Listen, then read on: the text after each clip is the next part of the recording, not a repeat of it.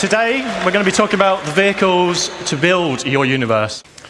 So launching today is the very first ground vehicle from ARGO, the Construction Support Vehicle, CSV.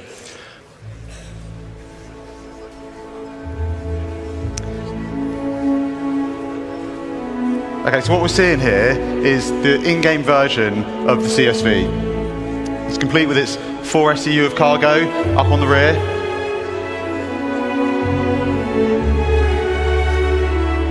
And I think the CSV kind of really builds on what ARGO is known for as a manufacturer. It's got those kind of like really kind of hard industrial looks, and I think it helps it kind of feel at home on any build site.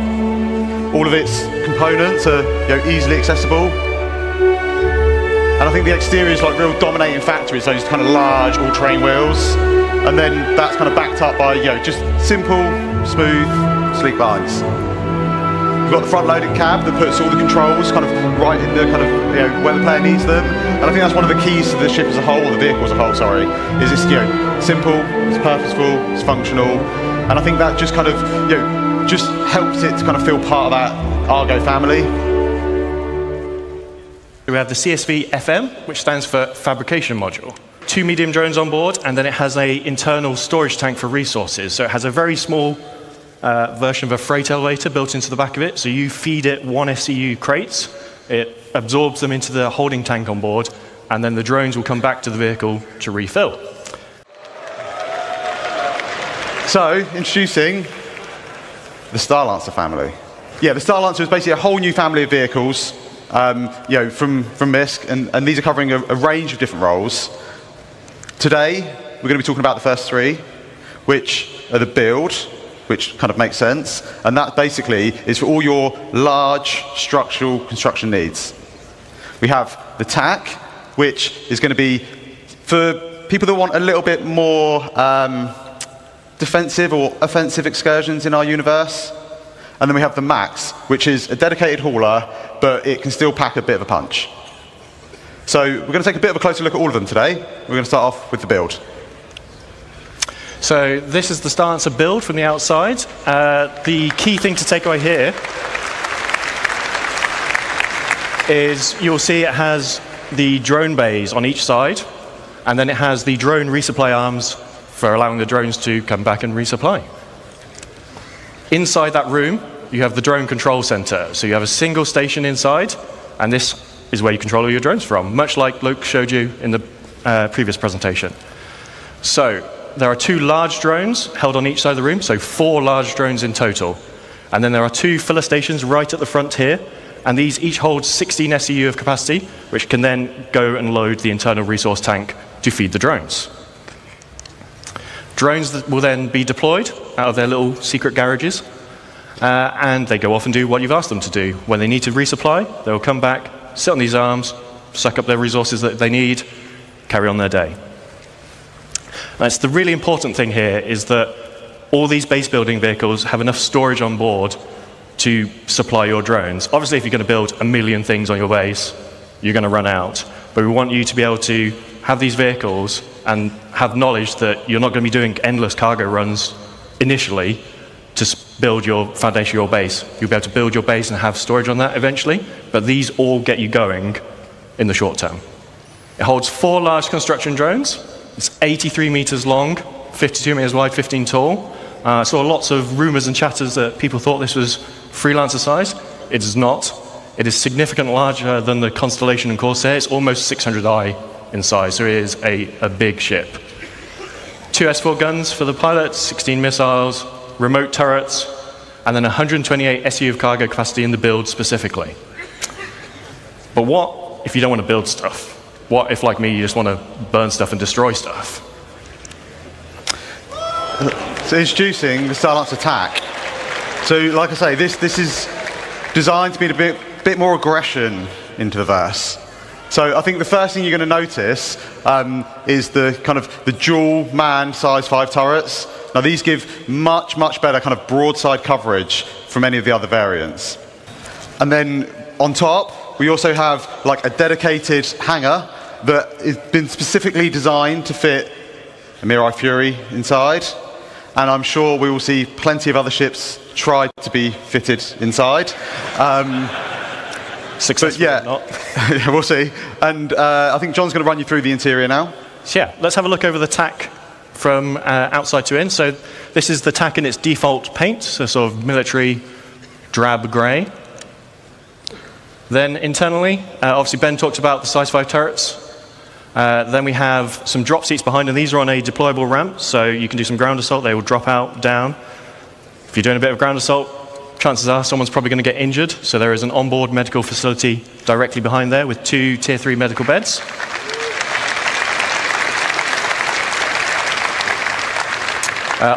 Upstairs, obviously, there is the Fury hangar. Behind that is engineering. And then forward of the hangar is the refactored habitation and mess hall area, which is specific to the TAC, just because there's so much other stuff crammed in there. We had to redo the upstairs of it, basically, to fit that in. And we'll go over the more normal layout shortly. OK, so yeah, to sum up, I think the TAC's obviously going to bring a lot more firepower from the other variants. Its shield's been boosted up to two size 3 shield generators. It's got the med bay with the Tier 3 med beds, drop seats, it's got the hangar, and it's still able to carry up to 96 SCU of cargo. And you can secure yours today by going to play.sc/Starlancer TAC.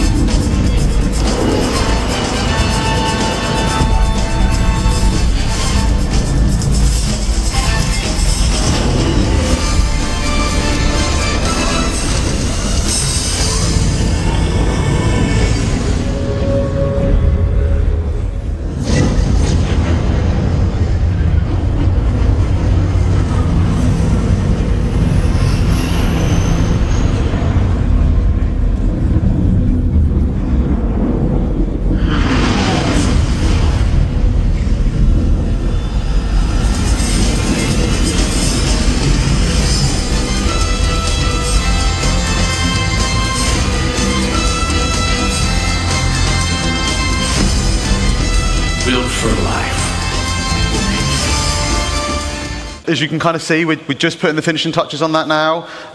So yeah, we're just getting it all done, all ready for its launch at IAE. We will take a little bit of a closer look at it now.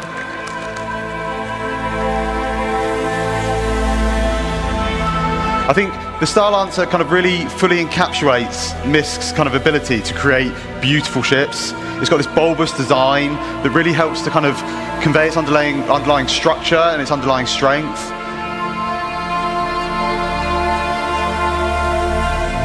I think when the engineers were trying to kind of put this together, they were thinking about what's useful, what's great, and one of the things that we thought about was this deployable cargo grid that just brings the cargo down to the ground, makes it much easier for loading and unloading. And they also wanted to put the kind of the crew, they wanted to put what was important for them. So they've added a lot of windows out so the crew can see out into the verse, and it's one of the things that we know people like, is being able to have these kind of little windows out into space. And then above the kind of main habitation area, we've got these big skylights, and they just allow kind of like more natural light to cast down into the cruise area. For a bit more protection, you've got 8 size 3 missiles up front, and then a further 8 on top. And these are backed up by a set of size 4 remote turrets, both front and rear, that give good topside coverage. And then finally, when we get to the front, you'll see we have a further set of size 4 gimbal weapons. And again, these just kind of help to fill in those blind spots.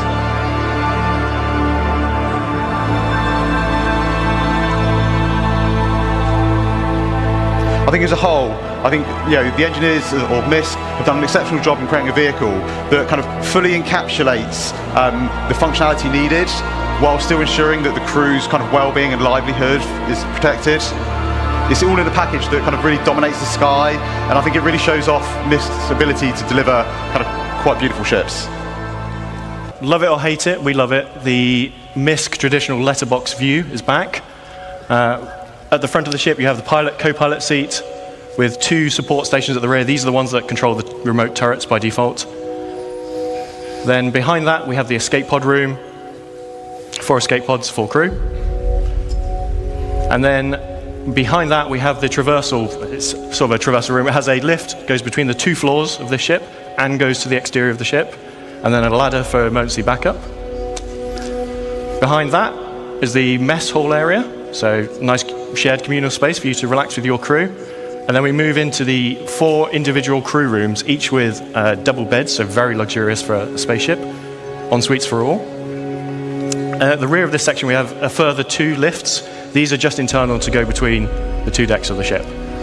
Then at the rear, we have the main engineering. So there are some components dotted around throughout the rest of the ship, but the bulk of your components and the engineering terminal are here at the rear of the ship. So that's upstairs. Let's go downstairs a little bit.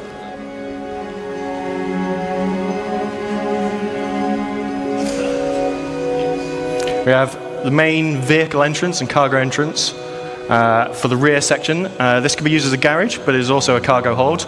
Can fit vehicles up to a Ursa rover in size in here. And then on the MAX, we have, as you saw in the trailer, the 2, it's sort of 1 cargo lift that drops down, but it retains a walkway throughout the center of the ship. So regardless of whether your cargo is up, down, being loaded, you still have traversal front to back of the ship.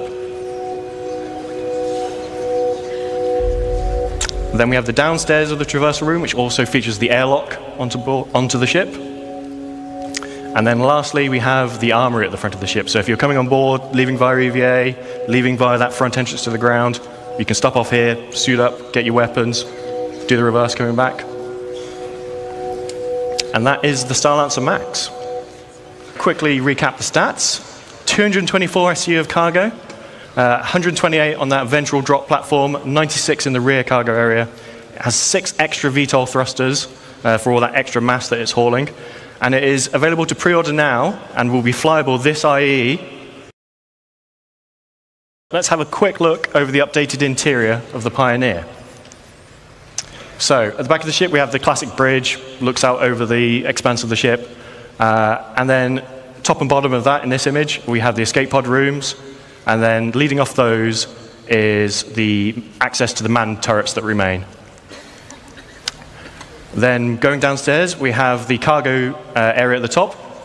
Doesn't look like a lot. That's 1,000 SEU of cargo now in that space.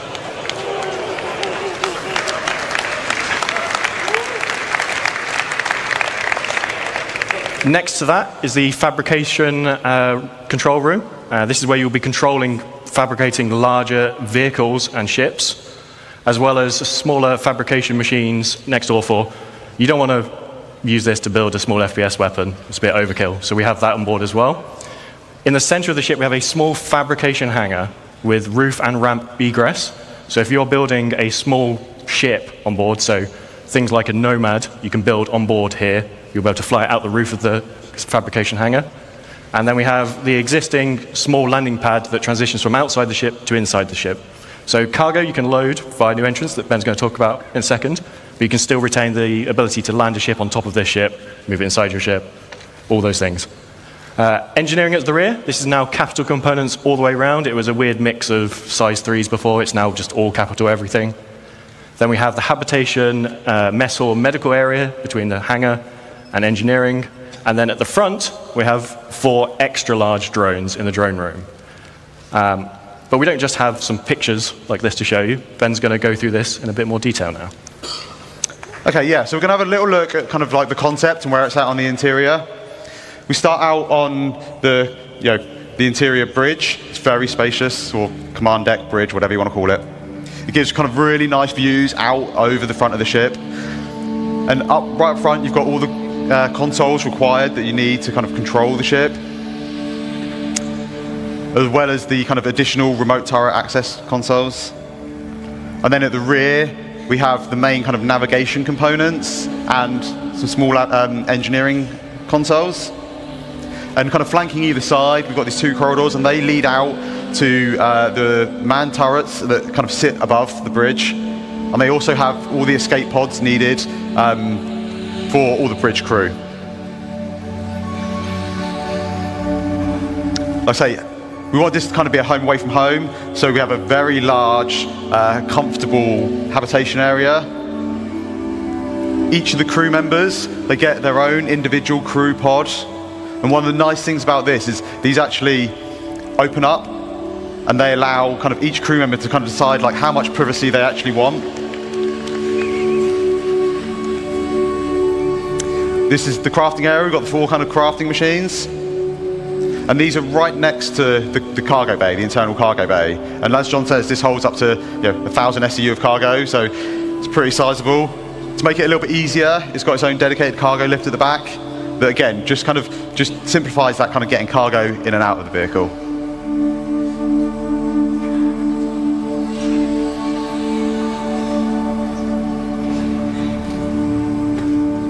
Down at the front, we have the drone room. Now, these will be 4 extra large drones, so they'll be able to craft our largest structures in game. They exit the ship out through the roof, and they're all controlled by the construction console in this area.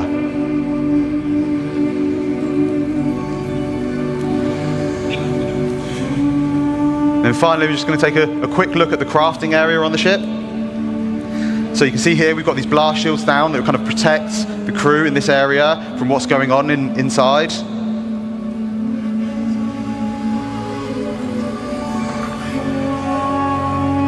And then as these open up, we just finished making a storm. And as we see, there's a ramp that leads out, so you can drive any ground vehicles straight out the front, between all the landing gear, and you get this really nice kind of like sense of scale as you're driving underneath out the front of the ship. And we've also got the top exit for any flight vehicles. And then finally, we have the landing pad, and this just allows us for any ships that land up on deck, we can just bring them down into the belly of the ship. Holds 4 extra large drones. It's about 20% bigger. I know the jokes, we always make ships bigger, but to fit all that in, it needed it. It can craft small ships and vehicles. And one thing we didn't show in that video is the landing gear actually have integrated ground resource extractors in. So when you find your plot, you land your ship and you can start extracting the resources from it.